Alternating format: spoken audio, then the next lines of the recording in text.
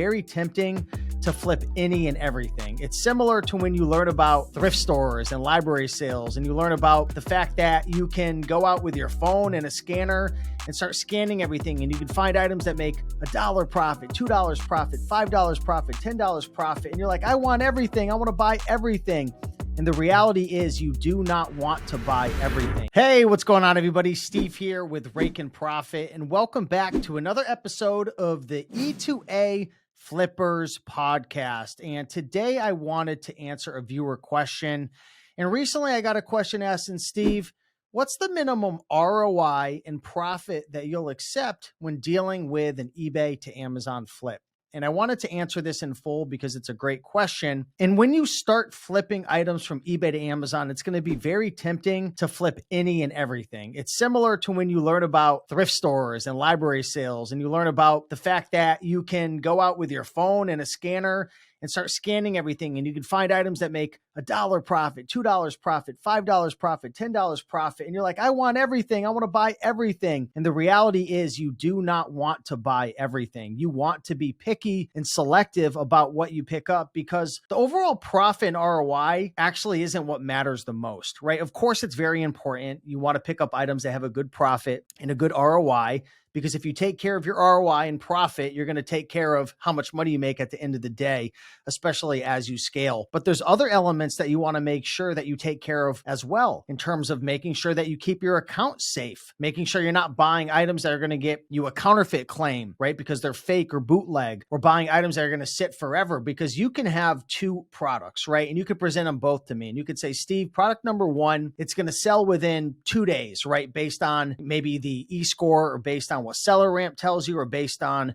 the Keepa drops. And, you know, after you analyze it, you're like, okay, there's 3 sellers on it. It's selling 30 times a month. I'm probably going to be able to sell this within a couple days of checking in. Maybe product number one makes you $2 profit, or let's just say $5 profit, because I really don't like to go less than that, but I actually want more than that, but I'll break it down. Okay. So let's just say product one makes $5 profit. It's going to sell within a couple days. And then product number two is going to make you $500 profit. But guess what? After you analyze it and you look at the numbers and you read the Keepa charts and you analyze it and you break it down and you look at the buy box statistics, the item's never sold. There's no history of it selling. There's no historical data proving that it's going to ever sell. So which one would you buy? Product number one, that's going to sell within a couple days. You're going to turn your money. Maybe you'll make an 80% margin and, you know, you'll make $5 profit. Or product number two, that, you know, you could make 1,000,000% return on investment, right? It's almost infinite. Maybe you spend a couple bucks and you're going to sell it for $800, right? And you're going to make 500 profit, but it has no chance of selling. There's no history. There's no data. Which one are you going to buy? For me, I'm going to pick up product number one all day long, because I'm in the business of selling products. I'm not in the business of guessing. I'm not in the business of gambling. So this is something very important to consider before you answer the question of what's your minimum ROI and profit going to be on an eBay to Amazon flip or whatever, right? I do mostly eBay to Amazon. We buy products from ebay.com, comes to my house or my prep center now, gets listed, prepped, shipped, labeled, and then I get paid. So,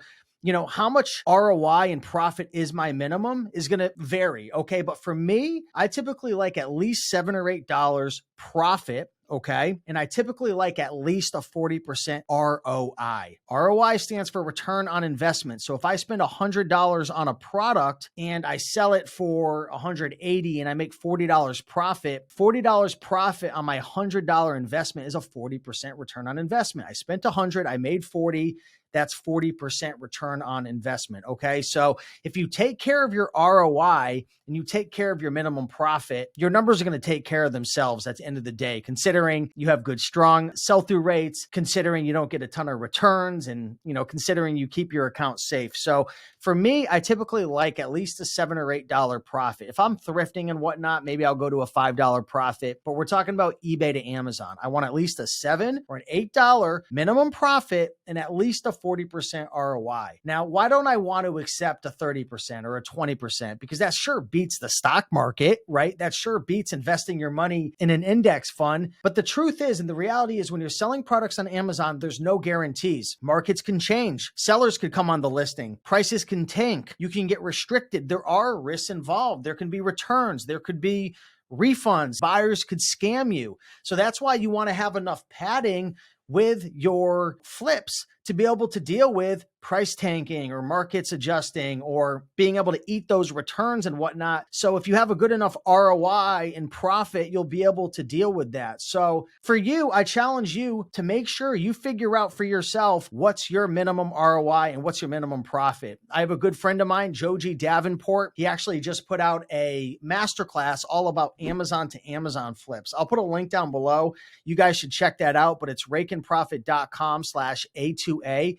Joji is literally a master at buying books from Amazon from merchants. He has a whole system where he uses Keepa deals, Keepa alerts, all different types of things, product finder, and he finds these deals, these books, and he buys them from merchants and he flips them back on Amazon. Well, guess what? He's got a real specialized skill. He doesn't have as much competition. I mean, for him, he wants like 100% ROIs, okay? You know, he has a huge category he's sourcing through with books, so there's a lot of opportunities. And for him, he puts it at 100%. Will he go less? I'm sure he will go a little bit less, but I've seen some of this guy's flips. If you guys aren't following his channel on YouTube, it's Joji Davenport. Follow his channel. This guy is amazing when it comes to Keepa, and he's amazing at sourcing books from Amazon. Now, the reason I share this is all because I have a 40% minimum ROI and a $7, $8 profit. Doesn't mean you should. You have to ask yourself, what opportunities do you have? What categories are you in? Maybe you don't want to deal with a ton of volume because you know every time you flip an item to make $5, $6, $7, you have to touch it, you have to label it, you have to prep it, you have to reprice it, you have to deal with stranded inventory, and maybe you don't have the time, okay? I know Joji, he's a full-time chemistry teacher. He doesn't want to have to deal with so much volume, and I think his minimum flips might be, Joji, if you're watching this, correct me if I'm wrong, but I think it's 15 or 20 bucks minimum, right? Again, go check out his channel, but you've got to decide for yourself, what's your minimum profit? What's your minimum ROI? And at first, you're not going to have a lot of data to back it up because maybe you're new, you haven't sold a lot, but over time, you're going to learn about what's your refund rate? What are your actual margins at the end of the day? Because there's a huge difference between showing your total sales. Like I made over $100,000 in December, but that doesn't mean anything. That's just sales. That doesn't account for all the fees that are going to be taken out. That doesn't account for returns, bad buys. That doesn't account for, all different types of things, right? Taxes, all of that. So, there's sales, then there's profit, then there's actually what you pay yourself after all the Amazon BS and after reinvesting back in the business, so on and so forth. Okay. So over time, you're going to want to change up your criteria. Matter of fact, in 2023, I was doing a lot of flips that were 30% ROI, but I learned over time, due to all the different things that I mentioned in this video with making bad buys from time to time and price tanking, the market adjusting, return, so on and so forth. Now I have a prep center. I want to have a higher ROI because I know if my ROI is set high enough and I keep my profit minimum high enough, I can deal with anything that comes my way. If I have to adjust the price or I have to get a little bit more aggressive with repricing, or if a return comes in, so on and so forth, I'm like, that's fine because my ROI is so strong with all my other products, it's going to eat that up and it's not going to feel so painful. Okay. So just want to break down my minimum ROI and profit. 40% for me is the goal. Sometimes I go a little less, but a lot of my flips from eBay to Amazon are 50, 60, 80, 100%, but 40% is my minimum for those reasons. And typically a $7 or an $8 profit is the minimum, but I'll be honest, my profit's a lot higher. My average selling price just in the last month is over $83, and it's going up and up and up because I've realized in my business, and I talk a lot about this in the eBay to Amazon masterclass, and if you're in our group or you watch any of my other free videos, I talk a lot about the benefits of flipping higher ticket products. Yes, there are some risks that come along with it, but I tell you, as I scale into $1 million in 2024, if you guys listen to the previous podcasts and the other videos, I have a goal of doing 7 figures in 2024. And one of the elements to that, which is going to allow me to do that, is raising my average selling price, focusing on higher ticket items that have a higher minimum profit and higher ROI. Sounds more challenging if you're a beginning, but over time, as you sell more, collect more data, really master how to use Keepa, all the sourcing tools, build your leads list and replens list, it isn't as hard as it sounds, but of course it takes time. So hopefully you guys enjoyed this episode of the E2A Flippers podcast. If you did, show some love. Head over to the E2A Flippers podcast and leave a positive review. Please, I would greatly appreciate it. It helps to get these podcast episodes out, helps to inspire other people. And I just want to thank you all for watching. Thank you so much. And I'll see you in the next one. Bye-bye.